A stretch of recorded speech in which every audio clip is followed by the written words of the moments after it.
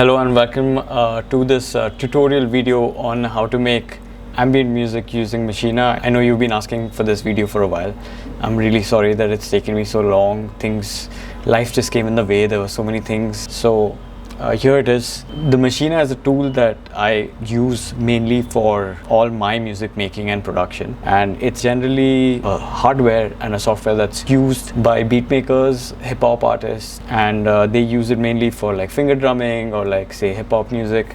But I've been mainly using the Maschine for ambient music making. I just believe that once you learn a software and a hardware combination, you can pretty much use that combination to make any kind of music. And for me, I've been making all my ambient music on this. And this video is especially for one of my subscribers and my listeners, Zain, who's been asking me to make these tutorial videos for a long time. I know you've been waiting for a long time, so Zain, this one's for you. The first step of creating music, at least ambient music for me, is to have a palette of sounds. So essentially having different sounds that you feel complement each other. Now there is no way to direct you to do something like this. It's about your sensibilities. It's about like how you think about music and what you feel complements each other, what sounds complement each other. So I think that this is something that you will sort of have to learn over time as you keep doing things. Having 4 or 5 sounds or maybe 3 sounds that you select in the start, and you start making music with it, and as you go on making your track, you start adding more layers and more sounds. You can select sounds from the native instrument library, or you can create your own sounds. I have a palette of sounds that I have selected for this new album that I'm creating with Joshua Trinidad, and we're working on our second album. The sounds first, I guess. I'll make you listen to the palette first. On the A group, we have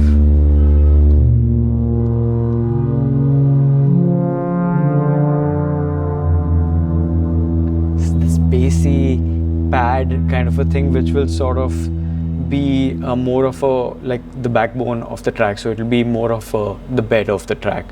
Then I have another sound that's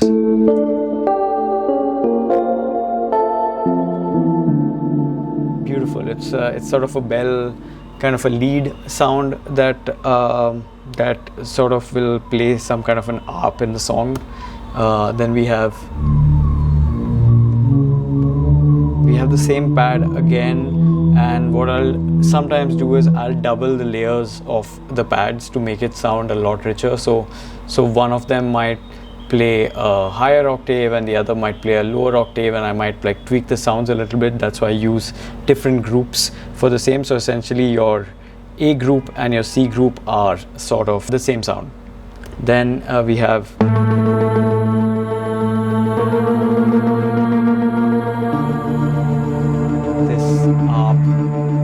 vocal ARP bit that I'm going to use probably in the outro of this particular song.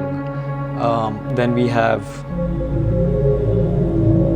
this really dark soundscapey sound which will actually add like a beautiful layer to the entire thing. So can you hear that?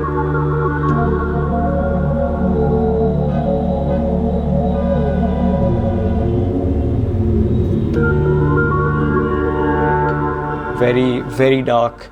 I mean, the entire album is basically dark ambient music. So essentially, I also try and select sounds that are super, super dark.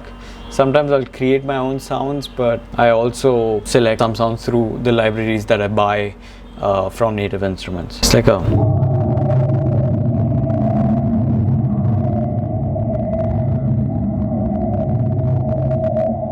mainly used for transitions. I'm using this essentially in just one part of this track at least. And now we have enough sounds to actually create a nice part of this ambient piece that I'm making. This is actually the first track. The second bit, choosing the scale that you want to use for this particular piece of music. Now what this does is, if you're collaborating with another artist, easier to tell them what scale you're on and what the key is. And secondly, it helps if you're not theoretically sound as a musician, or you don't know much theory, you can use the inbuilt keyboard. So let me just show this to you. If we go into this group and then we go to our keyboard, we have the scale here, and the one that I'm using is a harmonic minor. I hope you guys can see it. I don't know if you can see it. Yeah, you can maybe. And we're in the scale of D, so D minor, harmonic minor in the key of D. So that's the scale that I'm using, at least for this particular track. These are the sounds, and we'll start creating the music now. I like to create a bass layer first, not bass the sound, but like the bass or the backbone of the track. So essentially use a pad or an ARP to sort of start the sound. In this particular song, we have this bass sound that you can hear.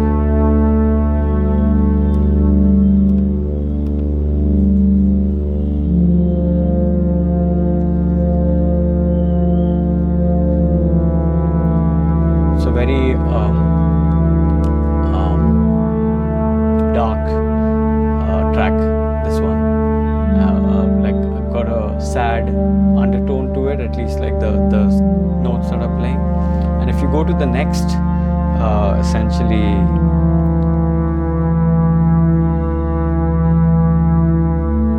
so if you see on the Maschine, you can see that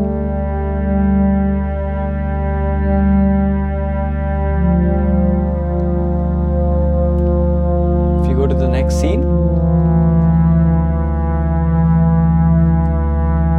is essentially the same pad, but we're using this particular scene for a transition. So once it goes to clip 1 of the purple group, it will trigger the transition.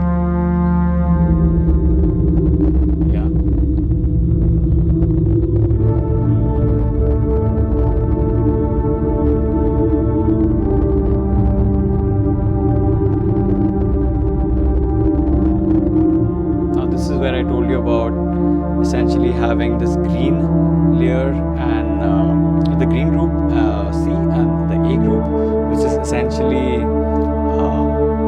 sort of similar sounds, but I'm using C slightly tweaked in a higher octave, and A is in a lower octave, and they're both complementing each other by playing sort of the same notes, right?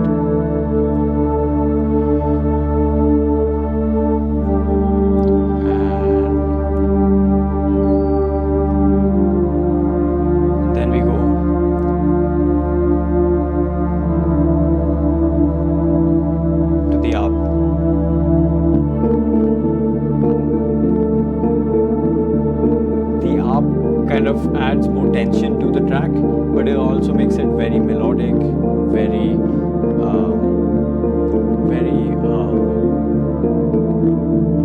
sweet sounding. Like it's difficult to explain, but very sweet sounding, and it sort of gives it a very cinematic feel. And remember, we spoke about the harmonic minor D scale. All of these sounds are in the same scale. Harmonic minor, this is D. So again, so all of them are in the same scale, so it sounds great.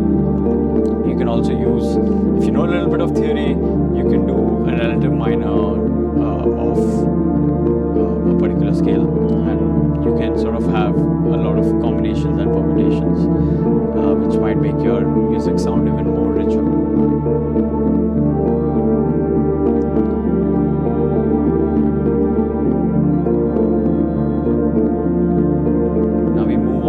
Next part, which is essentially coming to the ARP and trying to giving it that, letting it breathe, only the ARP. It's a beautiful part actually. I really like this part. And then we go to a new part after this.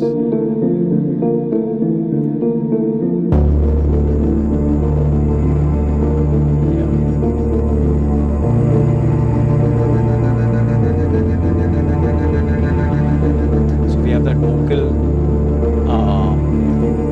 RP sound that I told you about, that's playing in the background. that I told you about, the bassy pad kind of a sound that's playing this nice sort of bass line that's helping the arc shine. And you'll hear it now when I remove this was essentially what we were doing.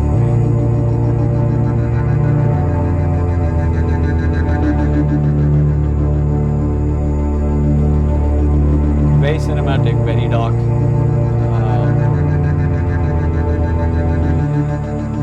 It's the vocal harp solo, and then we go to that dark soundscape that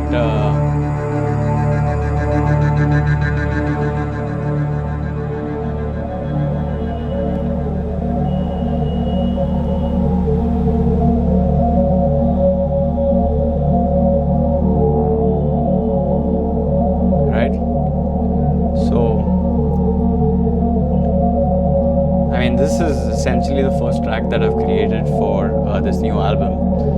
We'll probably have more, I'll work on it more. This is the first initial draft of it, but I thought like it would be the best track to sort of make you listen to, and how I sort of use Maschine to create my music. I'm